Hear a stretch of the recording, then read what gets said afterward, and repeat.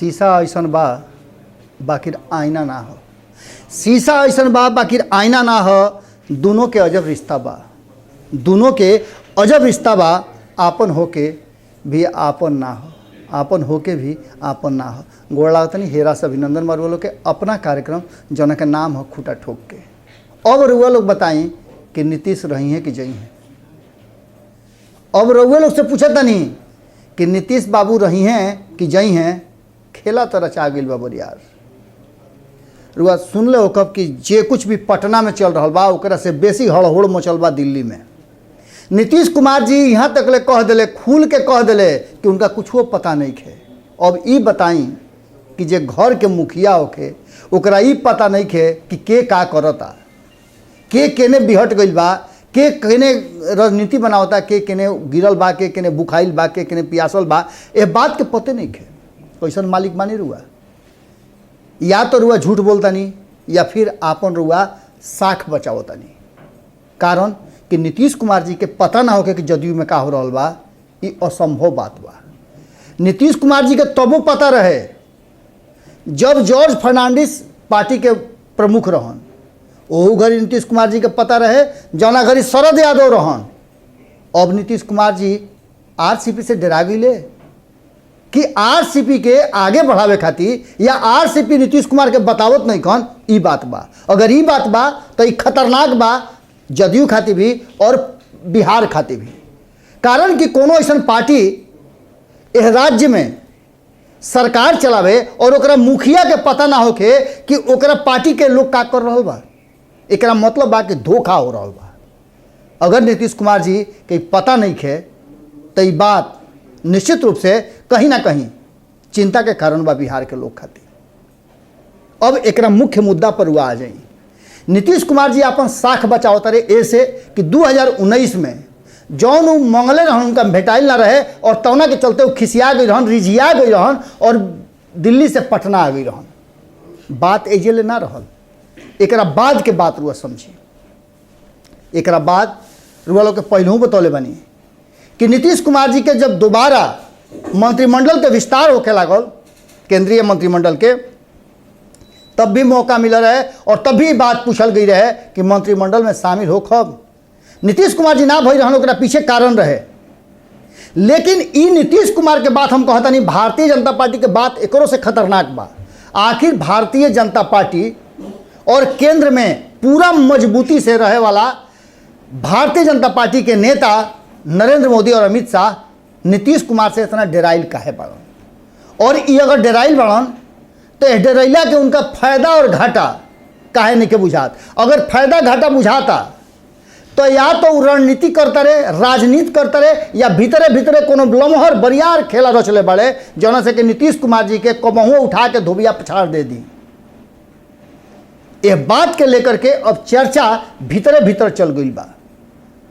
चाहे वो पत्रकार होकस जौन कि बिहार और केंद्र के राजनीति, खास करके एनडीए और महागठबंधन के बीच के राजनीति के खूब नीमन से समझौता रहे, ओकरा के जोड़ घटा गुना भाग करता रहे और अंगुरी पर गिन रहल बड़े, या फिर राजनीति में जे अपन समय बितौले बा, यानी कि जे बिहार के नस नबज के पहचानता, उनका से रुआ बात कली, चर्चा कली तो निश्चित रूप से रुआ बुझा जाई कि एकमात्र अब नीतीश कुमार बाँचल बड़े वो पूरा खेमा में से, जिनका के पटक देला के बाद भारतीय जनता पार्टी एक छत्र हो जाई। रुआ देख ली कि अटल बिहारी वाजपेयी के समय से रुआ उठा के देख ली 20 गो से माने 2 दर्जन से ऊपर पार्टी के गठबंधन का हाथ रहे एनडीए, घटत घटत घटत घटत कहाँ पहुँच गई बा। अब गिनती के लोग बाँचल बा। बिहार में नीतीश कुमार जी के कारण एलजेपी के सत्यानाश और सर्वनाश करे खातिर भारतीय जनता पार्टी अपन चुप्पी साध लेलस। लेकिन एकर घाटा और नफा आवे वाला समय में पता चली। वर्तमान परिस्थिति में एकमात्र नीतीश कुमार जी बाँच गई बड़न वो गठबंधन के, जिनका पर के चलते भारतीय जनता पार्टी बेरी बेरी पीछे रह जाता है। अब की हाली ऐसा रणनीति रचाइल बा जना के आधा काम तो एलजेपी के यानी चिराग पासवान के साथ मिल करके भारतीय जनता पार्टी 2020 में कर चुकल बा। अब बाकी के जौन बा खेला उ मंत्रिमंडल विस्तार के बाद से हो जाई और नीतीश कुमार जी कहीं के ना रही हैं। एकरा खातिर नीतीश कुमार जी के पार्टी में कई फाड़ करे खातिर व्यवस्था तैयार हो रहा बा। जौन अब तक सूचना प्राप्त भइल हुई, रउओ लोग भी खबर आइल हुई, अगर नइखे आइल तो रुआ के बताओ तनी। हम जौन सूत्र बता रहल बड़े कि 2 गो बड़ा गंभीरा खेल भारतीय जनता पार्टी कर दिले बा। एक तो चिराग पासवान के जनाधार और चिराग पासवान और रामविलास पासवान से विशेष प्रेम रखे वाला उनका संपर्क के लोग या उनका साथ के लोग, उनकर कार्यकर्ता नीतीश कुमार के जड़ी सोरी उखाड़े खातिर अपन अंतिम हुब लगा देस, ओकरा खातिर इंतजार कर रहे बड़े। दूसर का तरफ मंत्रिमंडल में रुआ लोग पहलू कहले नहीं कि सबसे ज़्यादा रिझियाइल बड़े RCP सिंह। उनकर कहना बा कि मंत्रिमंडल में शामिल होखला के बिना उनकर सांस अब ना बाची। अगर उनका के मंत्रिमंडल में ना शामिल करावल गई तो उनका प्राण निकल जाई। और यही चलते नीतीश कुमार जी चुप्पी साध ले बड़े, गुम्मी साध ले बड़े। और पत्रकार से बातचीत के दौरान वो कहले हा कि हमरा पता नहीं खे कि का हो रहा बा। ई बात रुआ भरोसा क ले, एकरा पर हमरो संदेह बा। कारण कि नीतीश कुमार जी के पता ना होखे।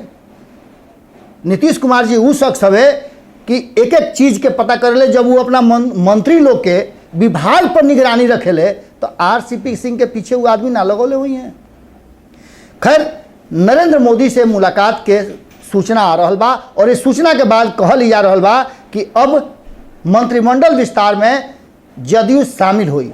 लेकिन ललन सिंह के लेकर के भी बहुत सारा बात चल रहा बा। एकरा अलावे नाम तो कई गो रहा। राते से रुआ सुनते हो कि बेरी बेरी काहे टाइम चेंज हो रहा बड़ुए। एकरा पीछे कहीं से भारतीय जनता पार्टी नहीं खे।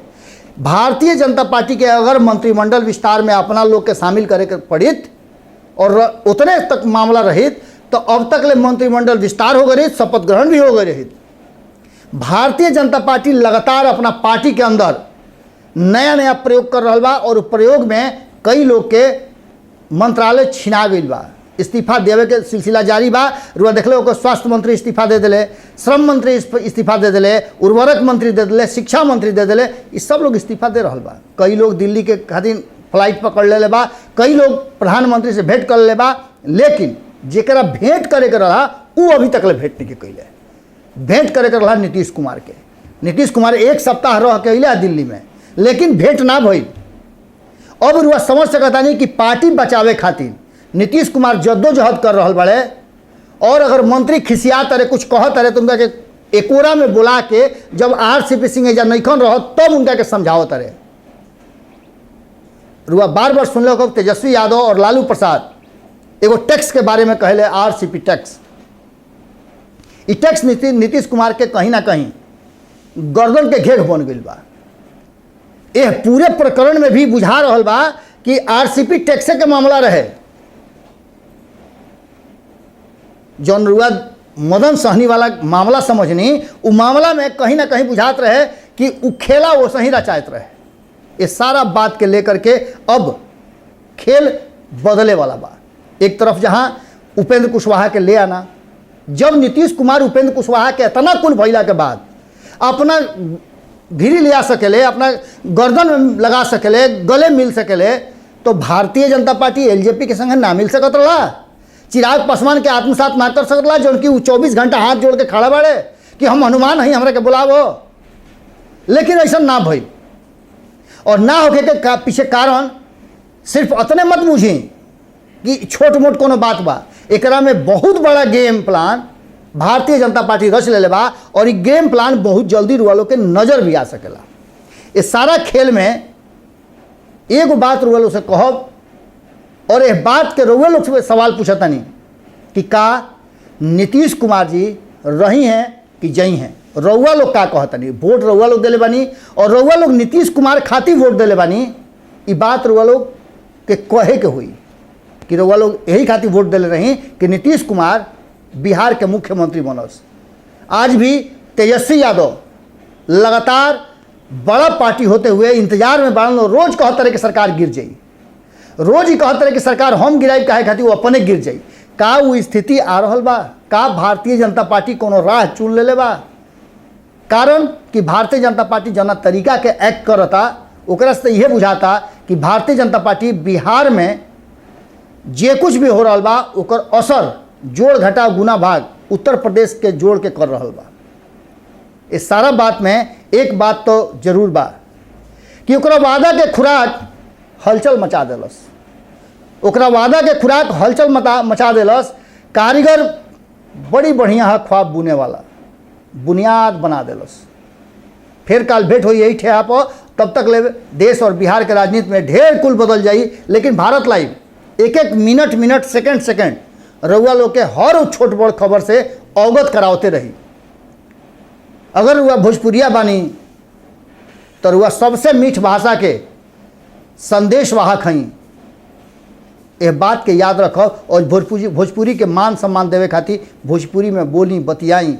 जब दोसर लोग एकरा के खूब सराह सकेला तो रउआ काहे ना सराह सकिले। गोड़ लागतनी। अगर ये वीडियो पसंद आई और रउआ बिहार के राजनीति और बिहारियत से सरोकार रखेनी तो सब्सक्राइब बटन दबा के चैनल के सब्सक्राइब कर ली। ओजे एगो घंटी बा, ओकरा बटन दबा देला से कुल सटीक और मारक खबर रुआ मुफ्त में मिल जाई। अगर रुआ पत्रकारिता के हमनी के नया प्रयोग में सहयोग कर चाहतानी तो ज्वाइन बटन दबा दी।